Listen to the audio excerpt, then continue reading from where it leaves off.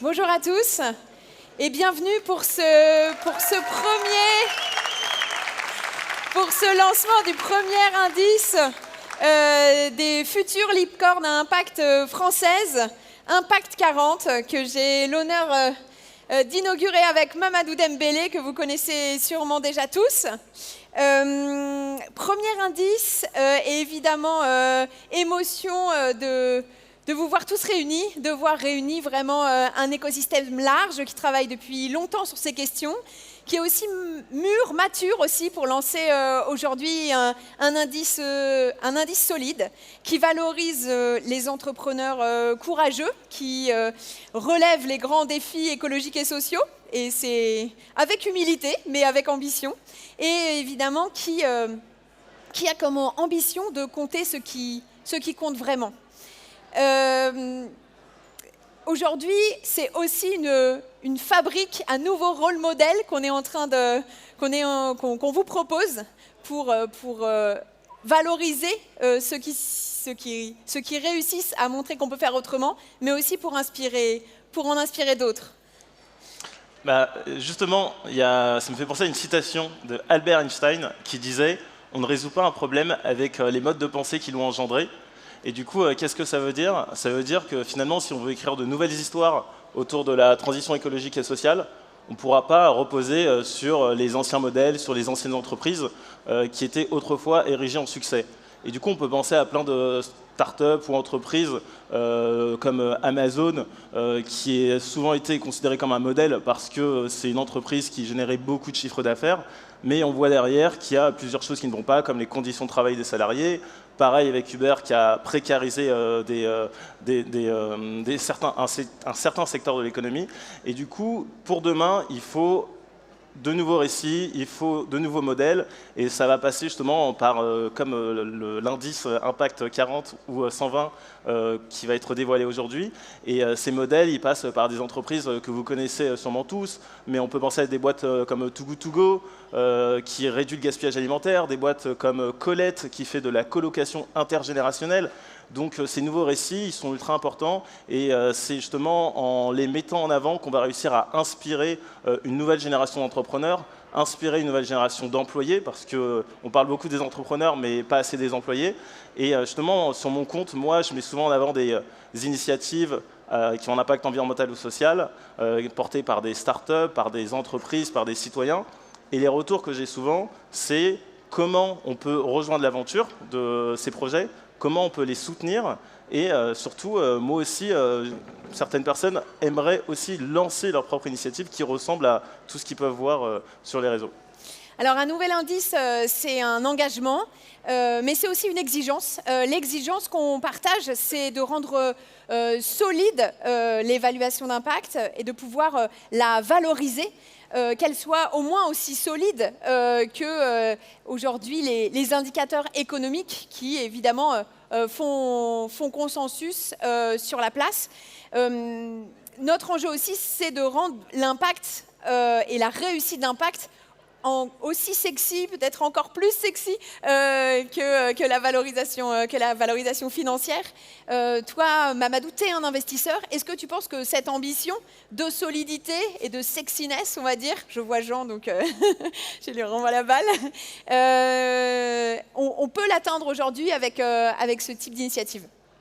Carrément. Moi, la question que je m'étais posée, c'est pourquoi justement l'euro était plus sexy que l'impact, surtout dans le monde d'avant.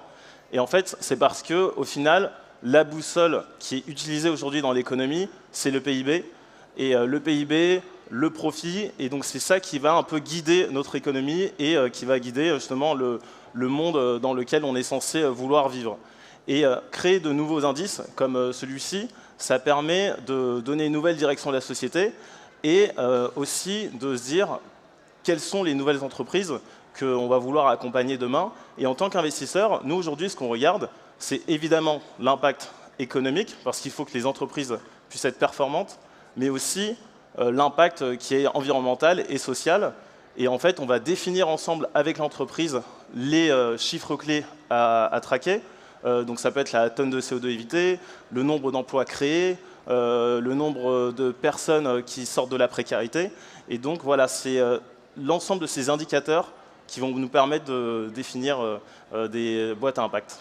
Alors, merci beaucoup Mamadou d'avoir introduit cette session avec moi et d'avoir participé au grand jury. Et on a la chance d'avoir pu compter sur un grand jury d'exception. Parce que pour rendre solide justement cet indice et cette nouvelle valorisation autour de l'impact, on a eu un panel d'exception. Alors d'abord des experts de l'impact, que je vois partout autour de moi, issus des pionniers, de Make Sense, de La Ruche, de Ticket for Change, de Pulse, d'Inco, qui ont passé du temps à évaluer tous les dossiers et à les noter sur les KPI les plus solides, et sur leur impact, mais aussi sur la robustesse de leur modèle économique, leur permettant de développer cet impact et de devenir vraiment des solutions alternatives pour la vie quotidienne de tous les Français. Donc on a eu comme ça un pré-jury qui a été aussi rejoint par les acteurs qui ont fait le mapping des startups à impact, donc BPI Le Hub et France Digital, que je remercie. Donc un premier pré-jury qui a pris des heures pour identifier les premiers 120. Donc on a un impact 120 issu de ce premier jury. Et puis après, on a eu un jury qui était ancré dans la société civile, acteur économique plus classique, qui a fait une deuxième passe pour choisir les 40. Et là, du coup, je remercie, au-delà de Mamadou, Marc Simoncini, Gilles Vermaux-Desroches, Alexia Delahousse, Anthony Babkin. Vous pouvez les applaudir, je pense, parce qu'ils ont pris des heures bénévoles pour le faire. Marie Van de Voorde, Mélanie Marcel, Fred Bardot, Fatia Shah, Santiago Lefebvre, bien sûr, Judith Laure Mamoumani et Frédéric Mazella. Donc, un jury qui vient de différents horizons pour donner aussi leur vision de l'impact un peu à 360 et avec des histoires, des cultures qui viennent, qui ont des représentations différentes.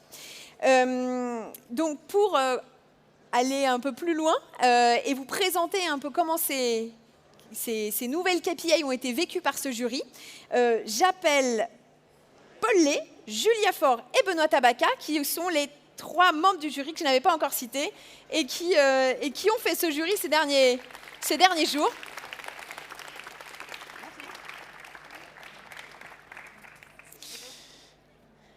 Salut, je suis Paul. Alors, on va commencer... je vais m'asseoir. On va commencer par Paul Lé. Alors Paul, je vais te laisser te présenter en un mot, mais toi tu es passé par le FT 120. Aujourd'hui, tu es jury et j'imagine que les critères qui ont été retenus aujourd'hui et qui ont fait que tu as évalué les projets sont un petit peu différents du FT 120 ou des critères qui t'ont permis aujourd'hui, qui t'avaient permis d'y rentrer. Donc, en quoi ils étaient orthogonaux ou finalement pas si différents des classements auxquels tu as l'habitude de participer? Déjà, la base est la même, c'est-à-dire on va regarder un business, et un business intéressant et il a de l'impact s'il dure dans le temps, donc déjà si le business model est bon, ça c'est une première chose. Et évidemment, ça change aussi parce qu'on va regarder de plus près si ce business-là est capable de changer et avoir de l'impact environnemental ou social dans le temps, et s'il est déjà by design préparé pour ça. Voilà, c'est les vecteurs de sélection qu'on a eus. Ça change par rapport au FT 120. Et du coup, dans l'appréciation, est-ce que tu as l'impression aujourd'hui que ces KPI que tu as regardés peuvent être des KPI regardés par tous les investisseurs, ou est-ce que ça reste des KPI aujourd'hui de niche? C'est des capitaux de plus en plus par des investisseurs, mais les investisseurs sont quand même là pour mettre de l'argent au travail et redonner de l'argent à leur LP. Mais de plus en plus, l'impact est important dans leur choix, puisqu'ils ont une start-up est là pour, on va caricaturer le trait, mais presque, changer le monde. Donc ils utilisent aussi cet argent-là pour changer un bout de notre quotidien. Et aujourd'hui, on a oublié de changer notre quotidien avec des fonctions, avec des notions d'impact social ou de climat. Donc l'argent qui est mis au travail par les investisseurs va aussi un peu dans l'impact, et c'est beaucoup mieux. Et les LP le demandent. Super, merci beaucoup. Julia, finalement, on a voulu présenter avec Impact 40 un nouveau modèle de réussite. Est-ce que pour toi, ce nouveau modèle, voilà, sur lequel on est presque tous d'accord ici sur cette scène pour dire que ça pourrait devenir un modèle dominant, est-ce que tu penses qu'on est sur ce chemin et qu'on va pouvoir avoir des générations d'entrepreneurs qui voudront réussir et brandir leurs indicateurs d'impact plutôt que leur niveau de levée de fonds? Je pense qu'il y a quelque chose qui a changé par rapport au moment où moi j'ai entrepris, qui était 2017, où vraiment les seuls modèles c'était Elon Musk et Jeff Bezos, quoi. Enfin, il y avait un truc où notre écosystème ne respectait que la thune et la croissance. C'était assez, peu importe ce que ça détruisait, mais toutes les boîtes autour de moi, moi j'étais à Station F, elles s'appelaient le Uber de quelque chose. Tu vois, sans jamais avoir de réflexion sur qu'est-ce que ça a produit Uber sur notre réflexion. Donc je pense qu'il y a quelque chose qui a changé, et je dirais que le succès de rien que le succès de ce salon, c'est le symptôme de ça. Le succès de cet indice, c'est le symptôme de ça. Moi, j'ai découvert des boîtes géniales. Je suis trop contente de savoir que ces boîtes existent. Je trouve aussi que le succès du mouvement Impact France, la dynamique qu'a ce mouvement que je co-préside et que Caroline dirige, hein, c'est vraiment... c'est super d'ailleurs, adhérer. Ça fait aussi partie de ça, mais je pense qu'il faut avoir bien conscience qu'on est une goutte d'eau dans un océan qui s'en fout. On est une goutte d'eau dans un océan qui ne valorise que les critères économiques. Et la preuve c'est que quand on donne des légions d'honneur, c'est à Patrick Pouyanné. Pascal Pouyanné ? Patrick Pouyanné. Enfin, en fait, il y a vraiment un truc où il y a encore beaucoup de marqueurs de la réussite qui valorisent tout sauf l'intérêt général. Parce que c'est de ça, en fait, quand on parle d'impact écologique et social, on parle de l'intérêt général. Donc, et l'autre chose qui nous fait comprendre que on est encore extrêmement minoritaire, et même si nous on est très convaincus, on n'a pas essaimé dans le reste de la société, c'est quand on voit, reprenez votre secteur et regardez qui c'est les entreprises leaders de votre secteur. Est-ce que vraiment elles sont reconnues pour l'impact incroyable, pour leur inclusion, pour leur réduction d'impact écologique? Je regarde Marion qui bosse dans la téléphonie et Internet, elle sait que non. Donc il y a quelque chose qu'il faut avoir en tête, c'est qu'on est extrêmement minoritaire, et on est extrêmement minoritaire parce que le marché actuellement, comme il ne valorise que la croissance, la compétitivité, l'argent, favorise les entreprises qui s'inquiètent le moins de ces questions sociales et écologiques. Parce que et si vous êtes entrepreneur, vous le savez, à chaque fois que vous essayez de faire quelque chose de bien, ça vous fait perdre quelques points de compétitivité par rapport à vos concurrents. Après, il faut faire les choses avec honnêteté. Je déjà te couper la parole. Non, mais ça me touche quand tu parles d'impact social. Au FT 120, on nous demande quel impact social on a et de remplir un formulaire.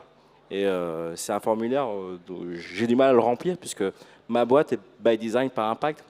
C'est une boîte que j'ai voulu à mon image sociale. Je viens des quartiers. J'ai 600 personnes aujourd'hui sur la Bellevue et Frichti. Et on essaie de leur offrir l'ascenseur social. L'ascenseur social existe vraiment dans notre société.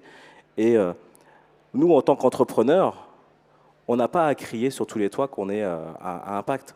On fait aujourd'hui avec les choses, avec nos croyances propres. Je crois que la Terre va mal, donc je fais attention à quel mode de livraison je vais utiliser. Je pense que l'ascenseur social fonctionne mal, donc je fais attention à qui je vais embaucher. Je regarde plus trop les CV, je regarde les compétences. Mais nous, en tant qu'entrepreneurs aujourd'hui, et tu parlais de Patrick Pouyanné, Total, ça c'est la vieille génération. Mais nous, notre génération, elle est là pour construire des belles histoires. Et en faisant des grosses boîtes, aujourd'hui on va atteindre une taille de 100 millions d'euros, plus on fait des grosses boîtes avec des entrepreneurs qui ont cet impact au fond d'eux, et plus on changera les choses. Mais regardons pas trop par le passé, regardons plutôt l'avenir et le présent. Et aujourd'hui, quand on lance une boîte, je pense qu'on est by design à impact. Voilà. Moi, je pense qu'il y a, en tout cas, les intentions, elles sont là, mais je pense que le marché nous rattrape. Moi, je te donne l'exemple du textile. Si je décide de produire en France ou de produire au Portugal, ça va me coûter 3 à 10 fois plus cher que si je produis au Bangladesh. Donc, qu'est-ce qui se passe quand tu regardes le marché du textile ? 95% du marché produit loin, en fait. Produit dans les pays où les normes sociales et écologiques, elles sont les pires possibles, parce que c'est ça qui te donne des points de compétitivité. Donc moi, je crois aussi comme toi que notre génération, et même pas que notre génération, en fait, je pense qu'il y a quand même, globalement, tout le monde comprend que c'est la merde et que si on fait pas quelque chose rapidement, ça va être c'est déjà une catastrophe sociale et écologique, mais pour l'instant, les règles du jeu, elles continuent à favoriser les entreprises qui font le pire. Elles continuent à dire que plus tu fais mal, plus tu vas être compétitif, plus tu vas faire de bénéfices, plus tu vas faire d'argent, plus tu vas gagner des parts de marché. Et donc l'urgence, c'est vrai que les intentions sont là, maintenant l'urgence c'est de mettre les règles du jeu au service de ces intentions et de faire que tous ceux qui veulent entreprendre pour le bien en aient les moyens et ne se fassent pas dégommer par ceux qui s'en foutent complètement. Alors, cet indice aussi, il valorise des entreprises qui ont au cœur une innovation, voire une innovation de rupture et qui l'assument, mais qui n'est pas toujours et parfois pas du tout technologique. Donc, c'est aussi une autre vision de l'innovation qui est portée par cet indice. Du coup, Benoît, vous travaillez chez Google et donc je me permets cette question. Cette innovation qui n'est pas centrée sur la techno, quand vous avez vu les différents projets, est-ce que vous pensez qu'elle peut aujourd'hui prendre de la place parce qu'on sent depuis des années que c'est difficile pour elle de s'imposer et d'être valorisée au même niveau que l'innovation technologique? Je pense qu'un des éléments clairs pour moi, c'est qu'il faut séparer innovation et technologie.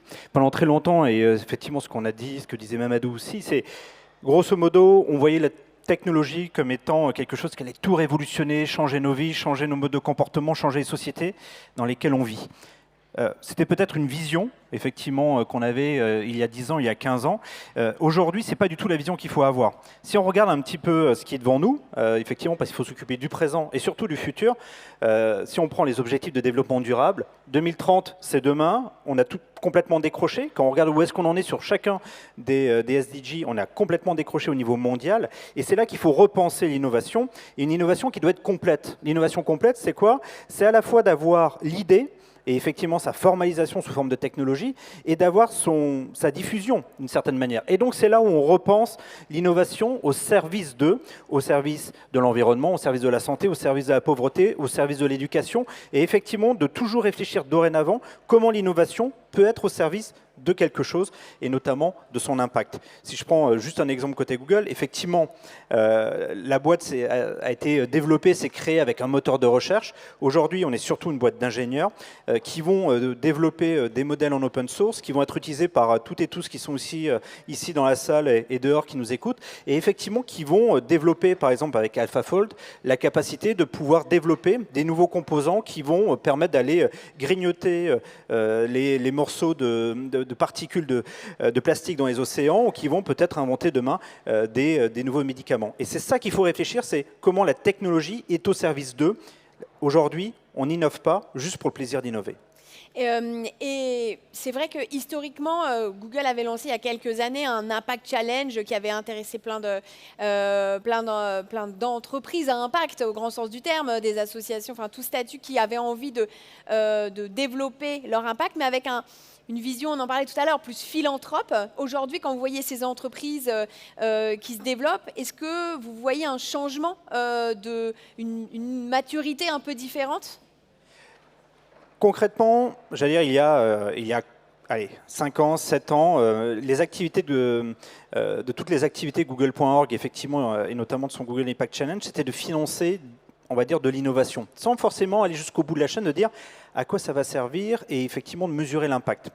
Le changement a complètement été intégré dorénavant, c'est-à-dire que l'ensemble des discussions qu'on peut avoir avec les différents acteurs des ESS avec qui on discute, c'est effectivement de rentrer dans une logique de mesure de l'impact de leurs actions et de se dire, voilà, vous avez besoin d'un financement, on va être un peu une sorte de soutien au développement des projets. Ce qu'on a vu surtout émerger, nous, c'est des choses hyper intéressantes, c'est voir comment des acteurs de l'ESS ont irrigué des politiques publiques, et de voir du INCO aujourd'hui qui a pu irriguer un certain nombre de mesures qui sont prises par la Commission européenne.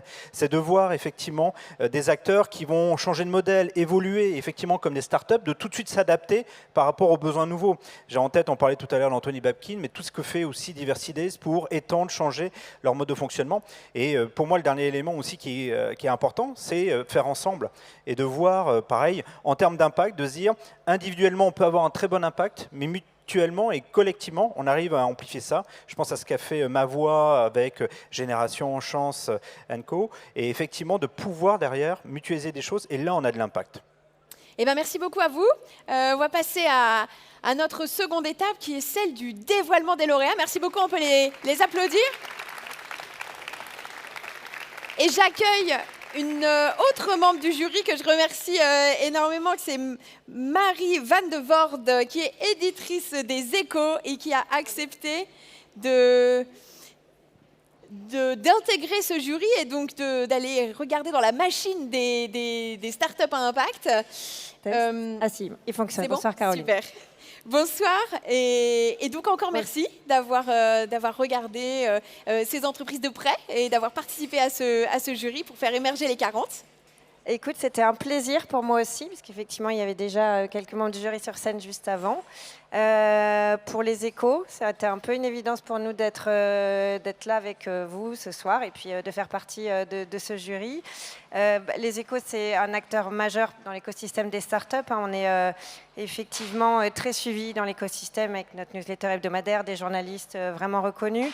Et puis, on essaye aussi, depuis bien plus longtemps que ça, d'accompagner les décideurs dans leur transformation au pluriel. Et je vais rien apprendre à personne. On est face à celle qui est la plus inédite, les changements climatiques, écologiques et sociaux. Donc c'était une évidence pour nous d'être là ce soir et puis aussi de s'associer au mouvement Impact France.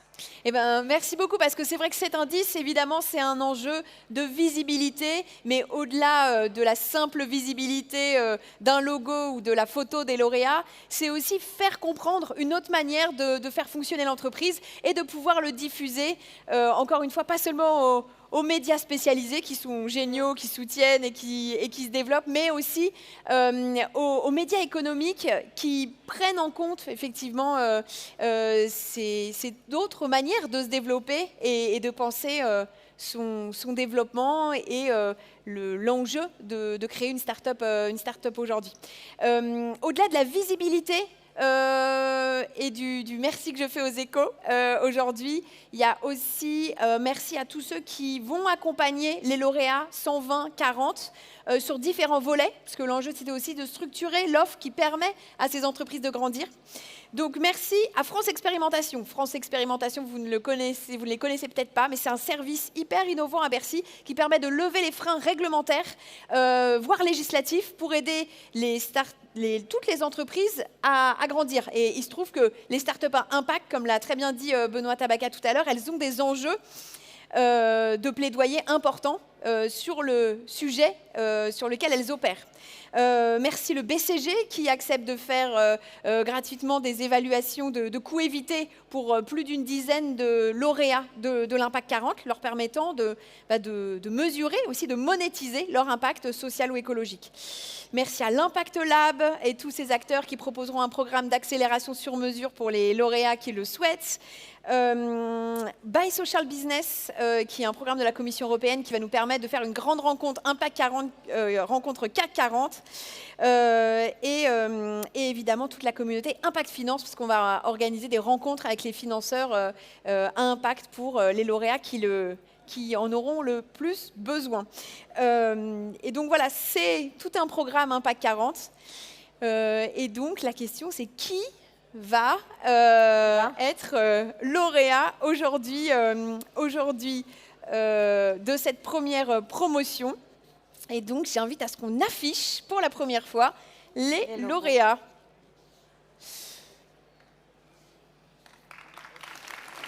Bravo à eux. Et donc dans les lauréats,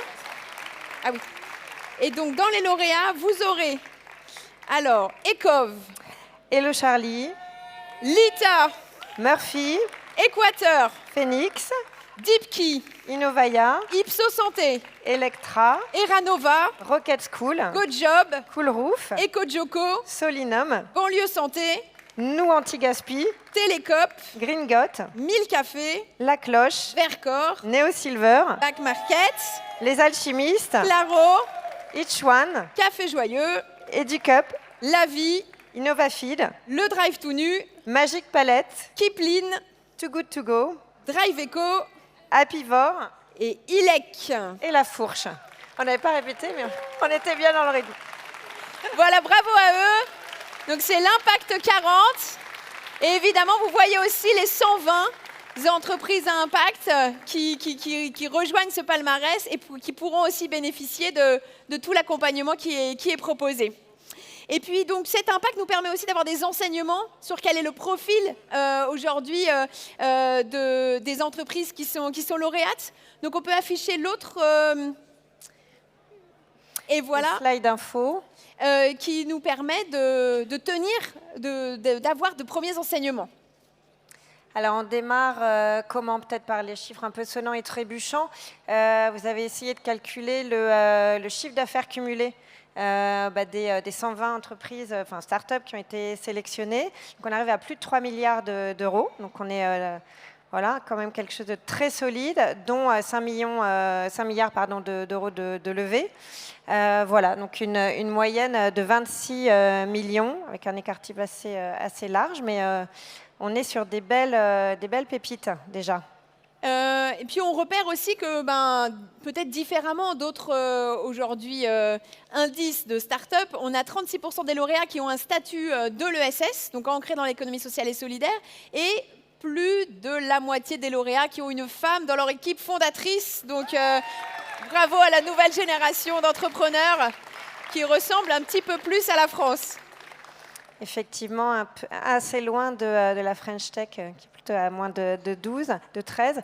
Et également 36% des lauréats qui ont un statut ESS, économie sociale et solidaire. Donc voilà, quand même une belle représentation de cette partie-là. Et je vais enchaîner sur les KPIs d'impact.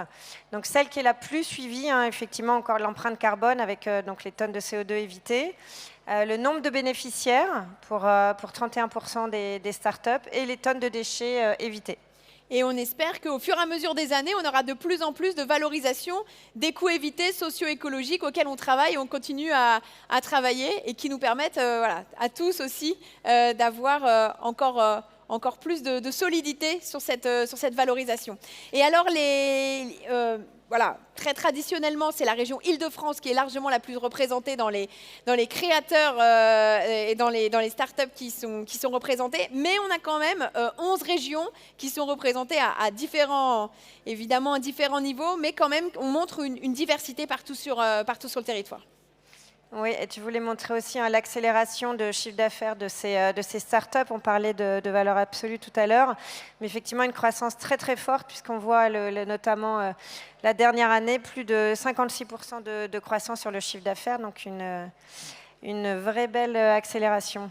Et qui était un enjeu de pouvoir montrer justement, si on se dit des futures licornes à impact, c'est évidemment des entreprises qui sont dans un fort développement de leur impact, mais évidemment accompagnées par une solidité, une robustesse du modèle économique derrière.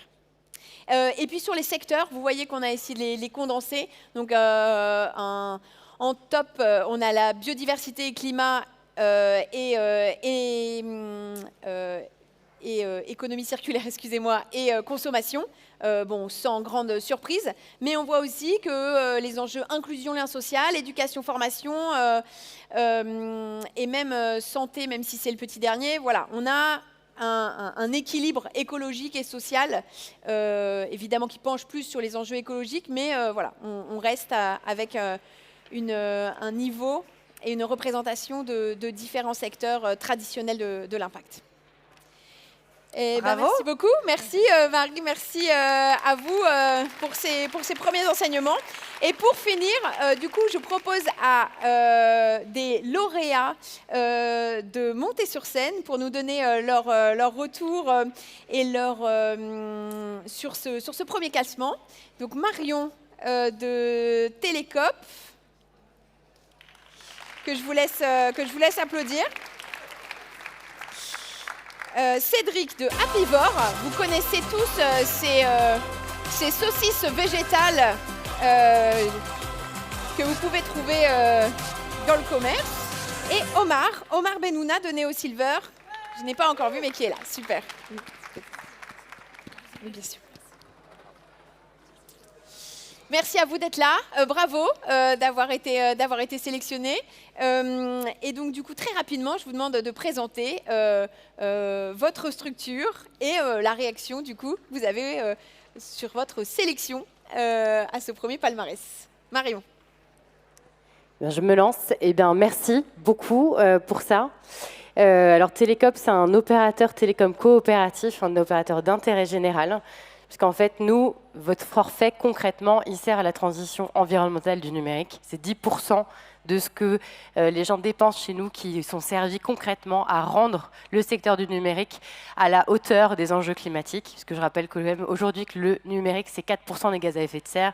Ça pourrait passer à 8% d'ici à 2025. Donc ça veut dire qu'aujourd'hui, le numérique ne sert pas concrètement la transition écologique. Et nous, en tant qu'opérateur télécom, on s'est dit qu'il fallait qu'on trouve des solutions à ça.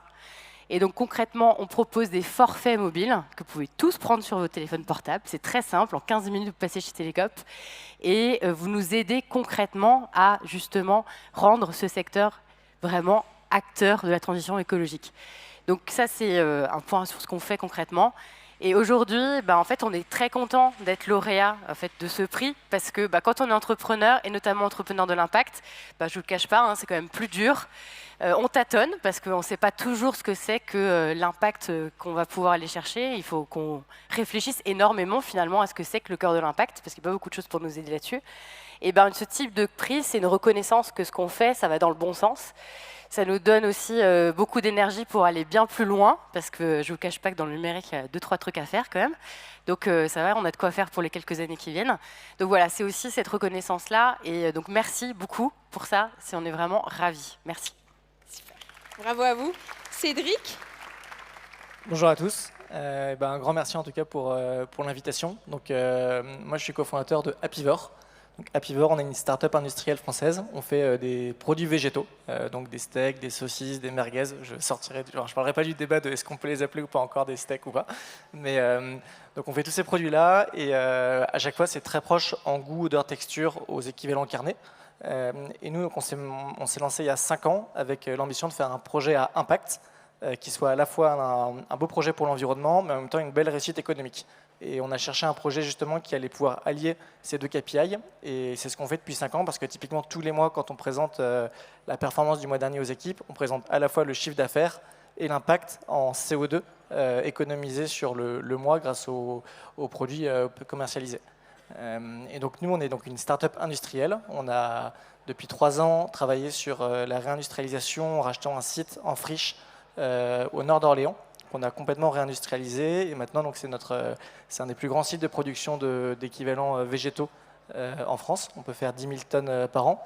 Et on distribue nos produits, donc une quinzaine, en grande distribution et en restaurant. En grande distribution, on est présent dans toutes les enseignes. On a à peu près donc 90% des magasins en France.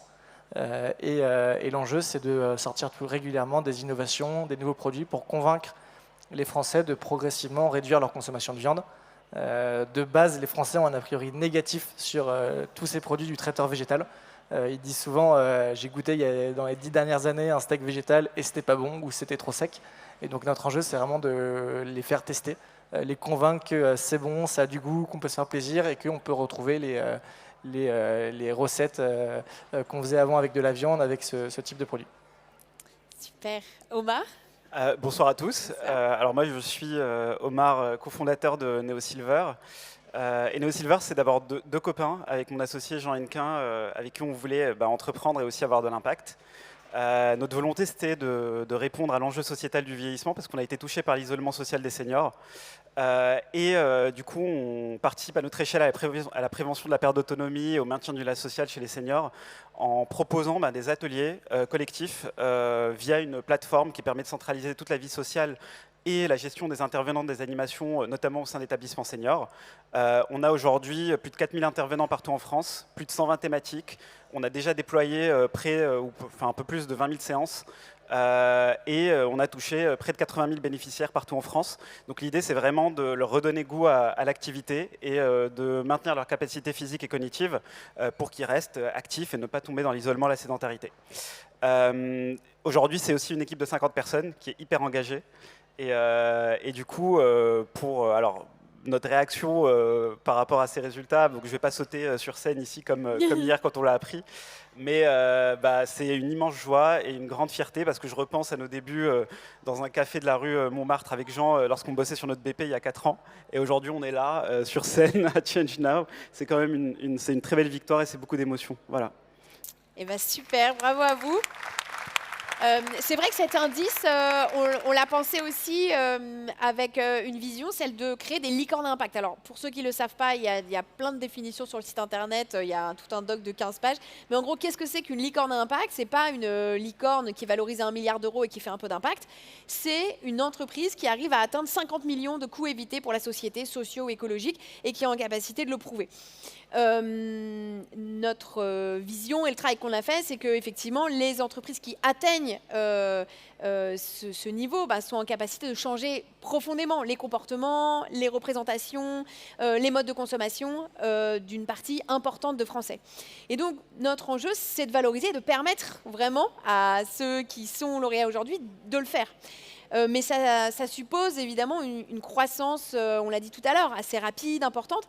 Du coup, quel rôle aujourd'hui et comment vous voyez ces perspectives, ces enjeux de croissance avec l'enjeu de garder l'impact au cœur et d'avoir aussi la qualité au cœur de votre manière de fonctionner. Peut-être je reprends Omar, si tu veux. On repart.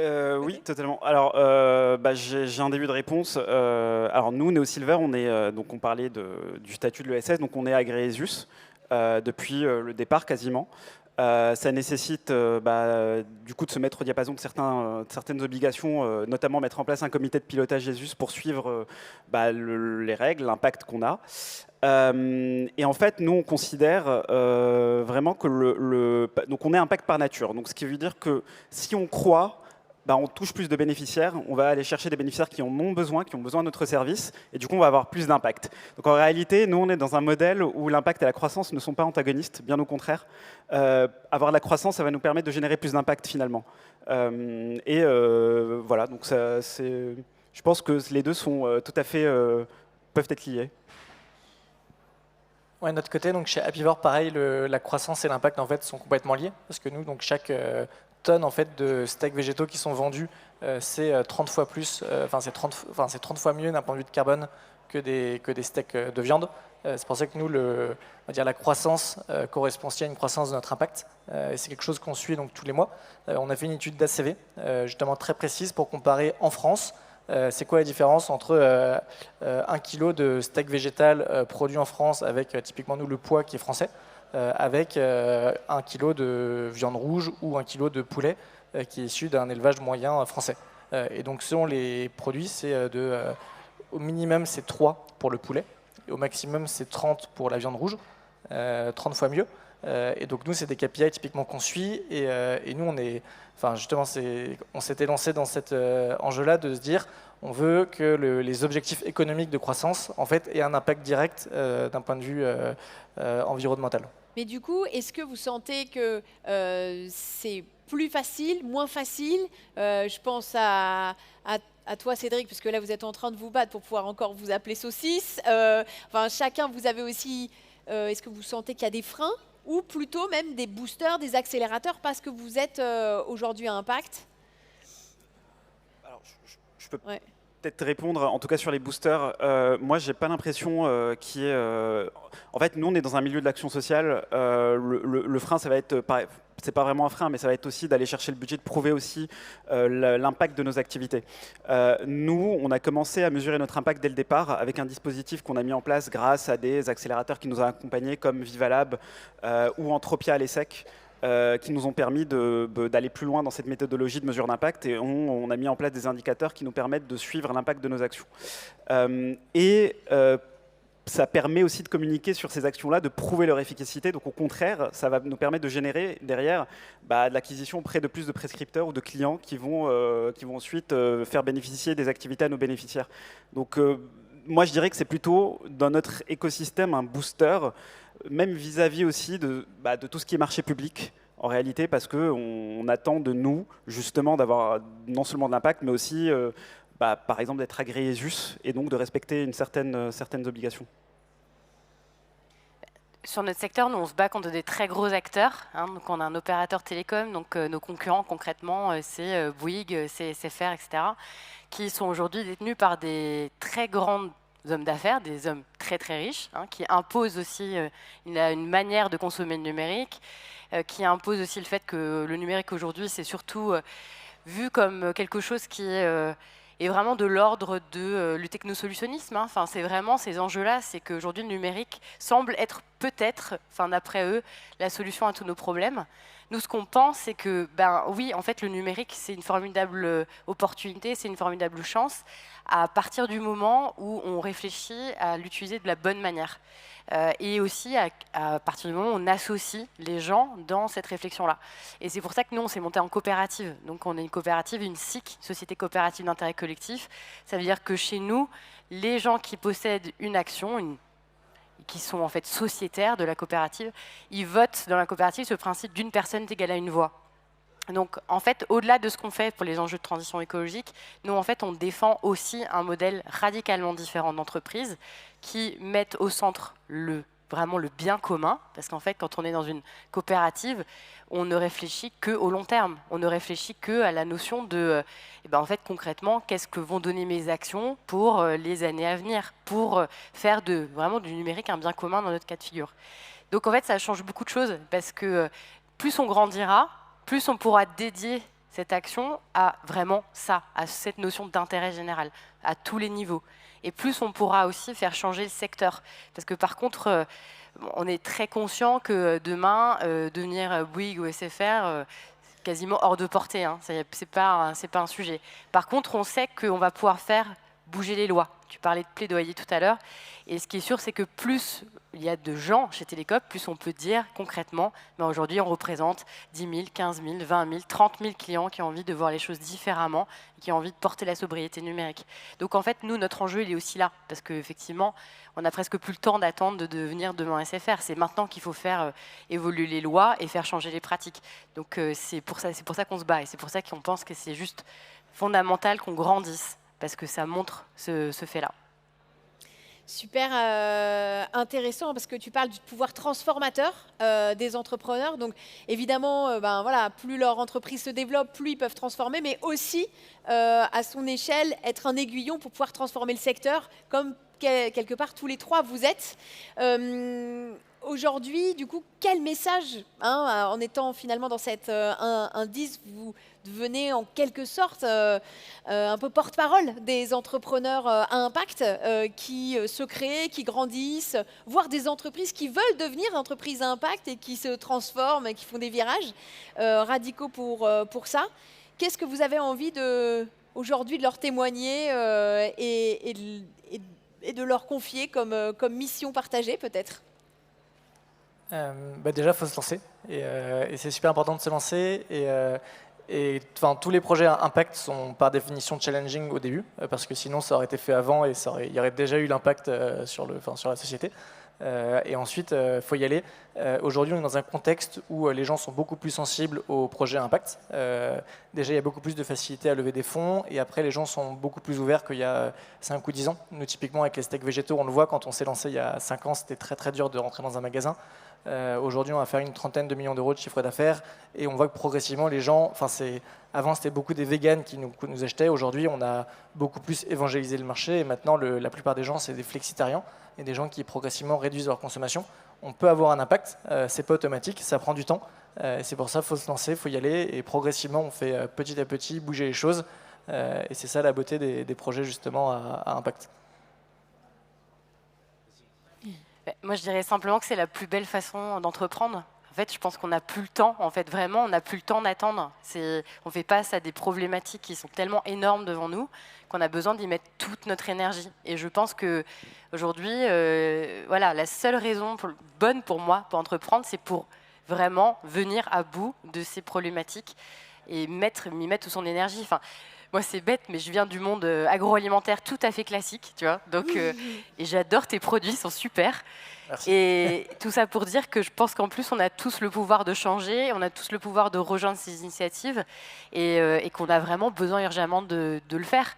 Et nous, nos entreprises, elles grandissent tous, on cherche des talents aussi pour nous rejoindre. Donc, pour moi, c'est un peu à tous les niveaux. Si on sent d'entreprendre, allons-y. Entreprenons, et puis il y a des formidables écosystèmes pour pouvoir le faire et pour pouvoir développer son action, mais on peut aussi nous rejoindre, et ce sera déjà tout aussi super, je pense. Mais moi, je vous rejoins totalement. Moi, ça me rappelle ces grandes entreprises qui ont raté le coche de la transition numérique. Je pense qu'aujourd'hui, il y a une transition de l'impact. Et il faut, faut se lancer. Et je pense qu'il faudrait que toutes les entreprises deviennent à impact. Et l'avenir, en fait, sera aussi un avenir dans l'impact. Donc déjà, je pense que c'est une fierté d'être considérés comme des ambassadeurs de ce mouvement, on va dire. Et donc, voilà, je voulais aussi féliciter tous les lauréats qui du coup, n'ont pas eu l'occasion de témoigner ce soir. En tout cas, je pense qu'il faut dire aux entrepreneurs de l'impact de se lancer. Qu'aujourd'hui, il y a des fonds spécialisés qui émergent de plus en plus. Et que, comme vous l'avez dit tout à l'heure, il y a une prise de conscience. Donc les consommateurs aussi et les bénéficiaires, ils sont regardants, ils attendent des choses. Et il ne faut pas louper le coche, quoi. Donc il faut y aller. Et puis nous, en tant qu'ambassadeurs, je pense qu'on peut être là aussi pour apporter des conseils. Et un peu comme on le fait au quotidien. En tout cas, la porte est toujours ouverte pour tous les entrepreneurs, en toute humilité, s'il y a besoin de soutien ou de support. Bon, merci beaucoup, merci à vous. On va conclure cette session. On va conclure et j'appelle, pour conclure, celui sans qui nous ne serions pas là, Santiago Lefebvre, créateur, fondateur de Change Now, et qui, dans sa semaine très cool, la semaine dernière, a accepté de prendre un peu de temps pour être membre de ce jury. Alors, Santiago, Impact 40. Déjà, je voulais te féliciter et féliciter aussi l'ensemble du mouvement parce que franchement, c'est une super initiative, Impact 40 et 120. Je pense que ça va permettre de visibiliser vraiment cet écosystème encore plus. Parce qu'en vrai, il y a vraiment cet enjeu-là de comment est-ce qu'on le rend visible encore plus. Et c'est une des vocations qu'avait Change Now, justement, quand on l'a créé. C'est comment est-ce qu'on visibilise l'ensemble de l'impact et de la transition. Donc déjà, juste une rapide question, est-ce que qui a passé sa journée un peu ici Ok.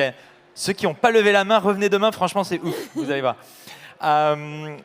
Voilà, en tout cas, ce que je voulais vous dire, c'était aussi vous remercier vous, parce que si Change Now, tu parlais tout à l'heure que c'était super international, mais en fait, Change Now, c'est vrai que c'est super international, mais c'est aussi finalement le fer de lance international, la vision internationale de l'écosystème français, en fait.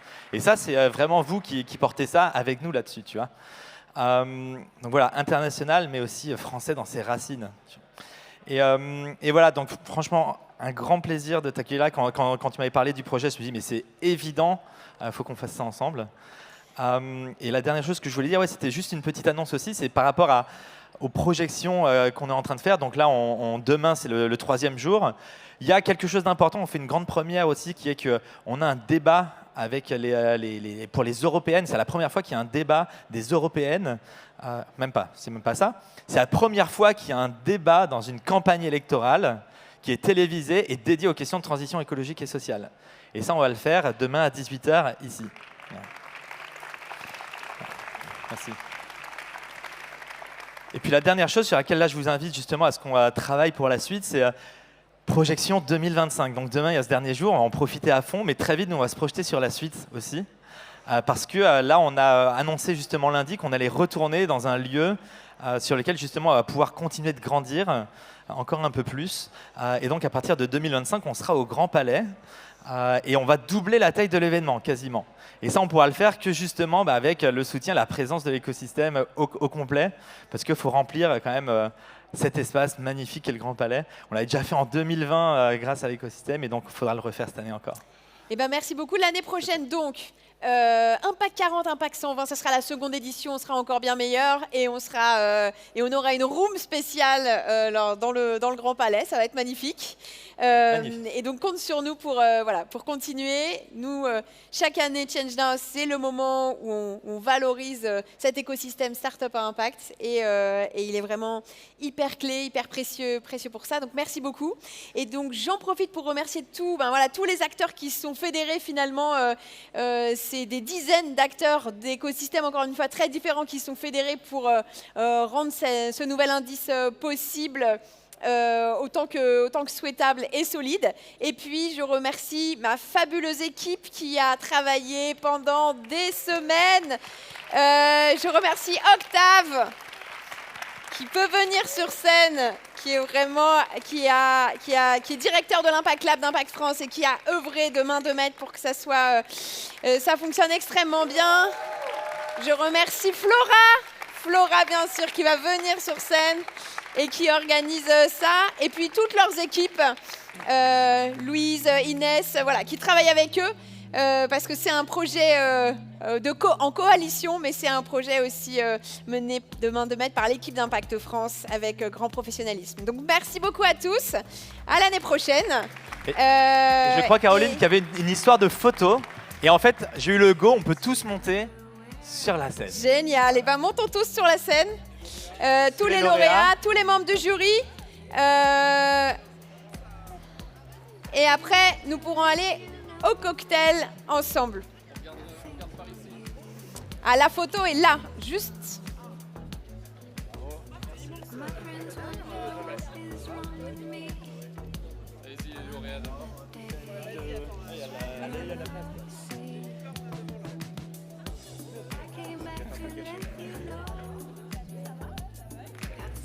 Mets-toi devant, mets-toi devant, mets-toi devant. Oui, oui, bien sûr.